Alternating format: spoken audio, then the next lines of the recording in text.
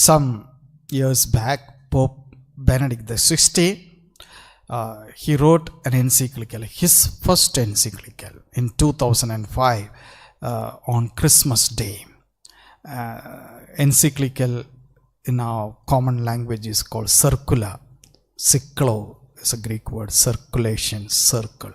It's a circular, occasionally Holy Father sends.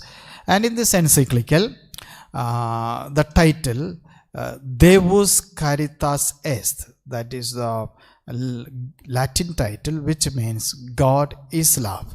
Where did it come from? It came from the second reading which we heard today, where St. John says, God is love and love is of God.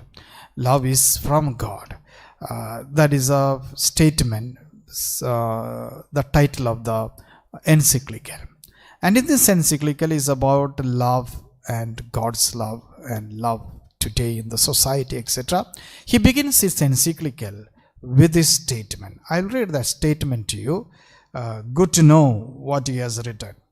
He says, today the term love has become one of the most frequently used and misused of words, a word to which we attach quite different meanings.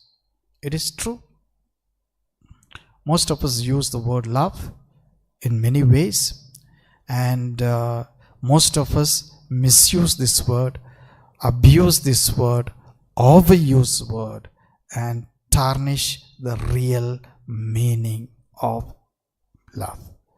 I'll give an example, especially in our English language, when we say love. Look at the word love and how many ways we use this love.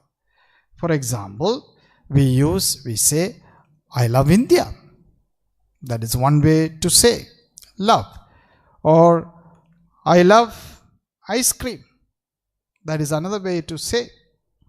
Or I love my sister, I love my brother, I love my family members. Or another way, I love you. Or I love God. We use the same word love. Or we use the word, I love my parents, I love my mother, I love my mommy and daddy, I love my children. Or I love my pets, I love my puppies, I love my dog, I love my cat, I love my kitten. Or I love going to the movies, I love going out. Or I love my job, I love my work. Or I love my friends. Or I love playing sport. Now look at all these ways we use the word love. Do they all mean the same meaning? No. That's why the word love has varieties of meaning, though we use the same word for everything. And Pope Benedict XVI goes beyond these ways of using, saying we misuse at times, we overuse, and we sometimes abuse this word. In fact, in our local languages, vernacular, even in the language Greek, Greek language was the language New Testament was written, and that Greek used at that time is Koine Greek. Koine Greek was the language used in the time of 300 BC to Jesus times, and that was the language used. In Koine Greek, there are many words used for love, exactly like our vernacular. In Indian languages, we don't use like English, love for everything. Now we use different terms for different types of love. We have varieties of words. We have sneha, prema, sneham, premam, preeti, ishta, anuraga. There are varieties of words for love in Indian languages, but not so much in English. But in Greek too, there are varieties of words. Let me give you some words used in Greek language and the words used in our Bible, and especially New Testament. Let us look at one word called eros, the Greek word eros, from which we have the English word erotic, the words related to that. What is eros? It is a kind of romantic love. Love between man and woman, and especially going to the level of intimacy and romantic love, eros. Now this particular word eros never used in the New Testament, but used twice in the Old Testament, the word eros. So when we reflect on the gospel today and the second reading today, this is not the word used at all. Let us go to another word used in the Greek, that is called philia.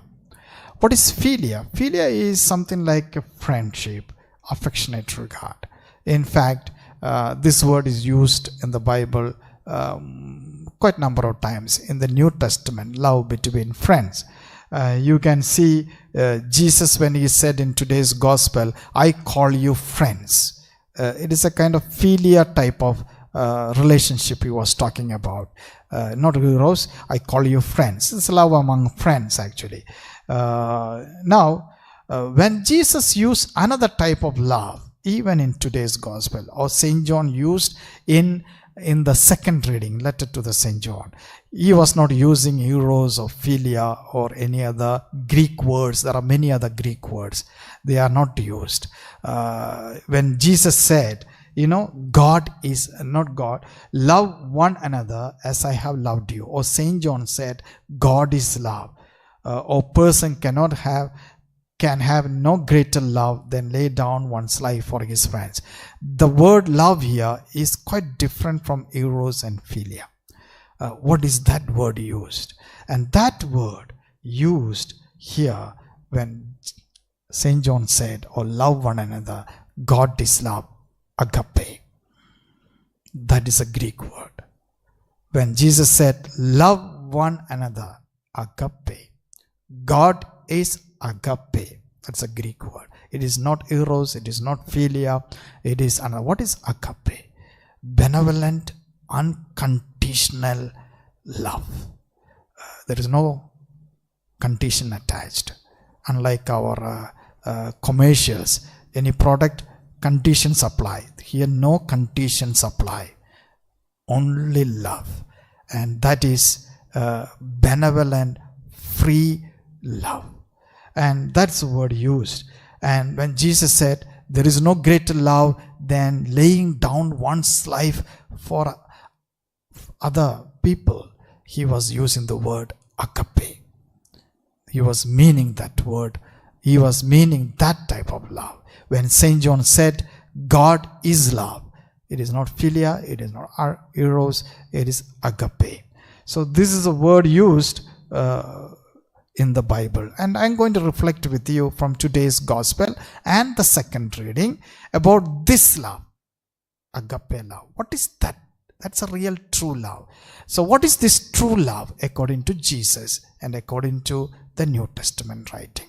I just want to give you 10 traits or 10 characteristics of this true love. It's good to check on ourselves whether we have any of these traits in our expression of love in our daily lives, especially checking from the teachings of Jesus and teachings of St. John. True love is the number one, altruistic. What's the meaning of altruistic? It is other-centered, not self-centered. That is altruism. That's why Jesus said, the greater love is to lay down one's life for the other, not for the self. So real love is sacrificing love. The real love is giving love. And that is agape, the true love. You are not worried about yourself, you are worried about the other. Second, true love is broad-minded. It is not narrow-minded. What is broad-minded love? Jesus says, love one another. He said, I love you, remain in my love. But he did not say, only love me. He said, if you receive my love, he was not asking to love him alone. He was also asking, love the other persons. That means the love should move out of the circle of the people to others. And that is broad-mindedness of love. It is not possessive. The real love is not possessive. If you really receive love from the other, you should give to others, the same intensity of love. Same love. Loving other, loving God, agape. The same intensity of love. Some of us, sometimes, I love you, you love me, and let us be together forever and ever and ever. And nobody else in that. That is possessive love. That is selfish love. This is where Jesus makes it, remain in my love. But he did not want remain in his love alone. You receive this love, give to others. That is broad-mindedness of love.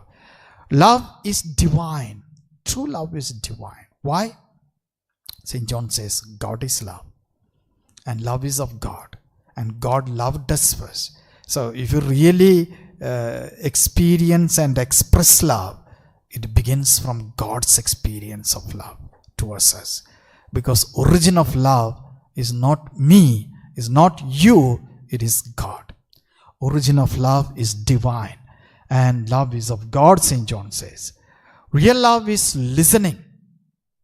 Here Jesus says in the gospel, if you really love me, you will obey my commandments. That's how the today's reading says. What's mean obeying the commandments? Obey means listen in Latin. Obedire means to listen. The starting point of following or loving a person to listen to each other.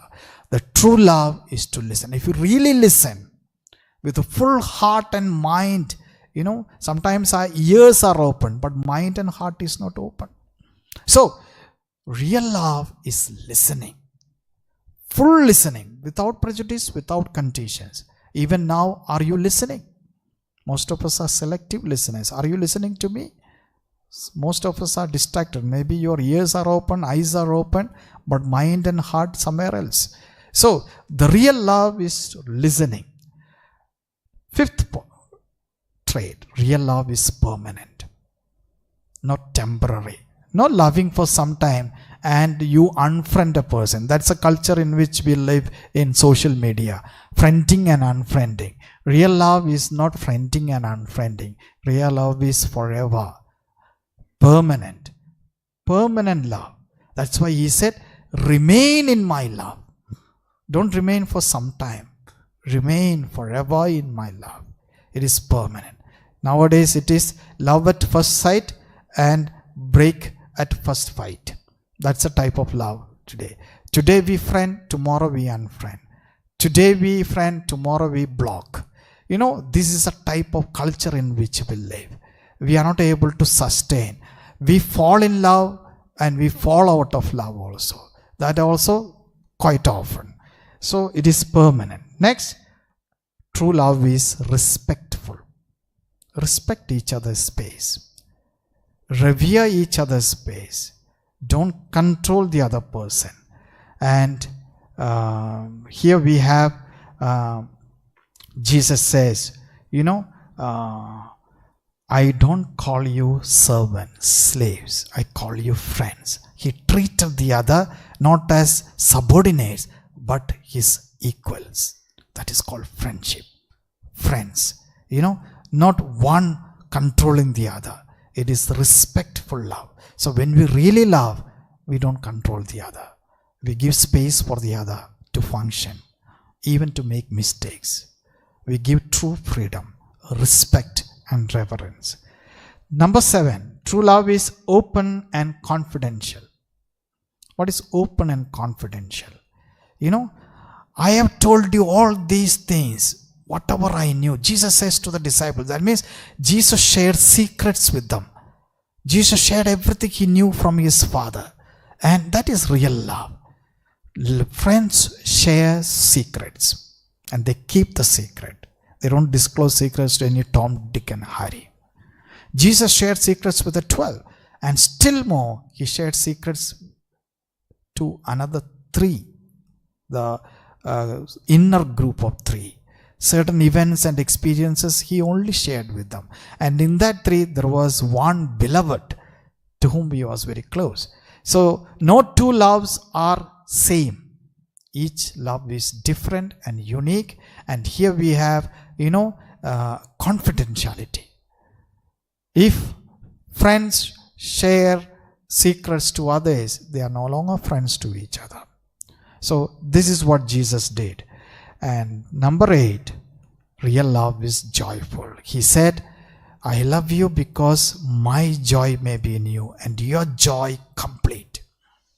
If friendship makes us feel you are upset, hurt, tensed, stressed, it is not real love. Real love should put us to relax, relish, enjoy the company of each other, and should bring us serenity and joy. This was Jesus' way of loving, that he wants joy. Real love is fruitful.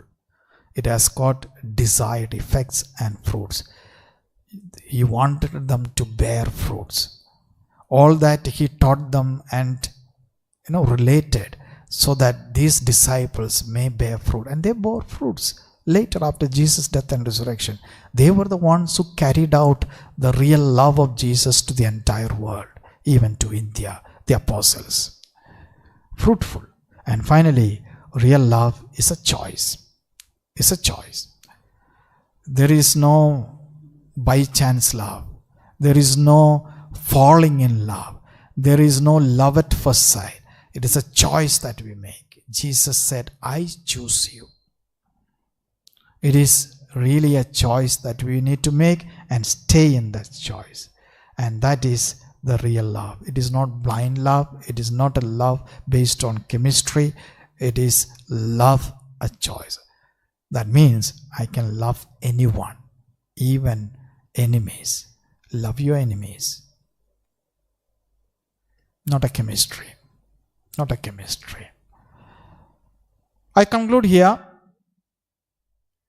After this, I conclude with an incident that happened in Vatican, Rome, 2 years back in the Vatican Square. What you see on the screen is actually a sculpture, kind of sculpture of many people, and Pope Francis you can see there. And that was actually a sculpture made by the Canadian artist Timothy Schmalz. The title of the sculpture is Angels Unaware. Angels Unaware. You see a boat, and a lot of people in the boat. You could see in the background the Vatican Square, the St. Peter's Square, and the artist sitting there. What is this art about? Still looking at the clothes, it's a boat there, and there are about 140 people, migrants and refugees. And you see on top of the head of the migrants, 2 wings standing out. 2 wings. So what is the connection between migrants and refugees and the wings on top? This is based on the Bible, the letter to the Hebrews, which goes like this. It says, do not neglect to show hospitality to strangers, for thereby some have entertained angels unawares. Hebrews 13:2. So, if you really love even a stranger, Bible says you must have entertained an angel in disguise, angels unaware. We are in the season of COVID-19, and this is a time we can really practice true love based on the real teaching of Jesus and the Bible.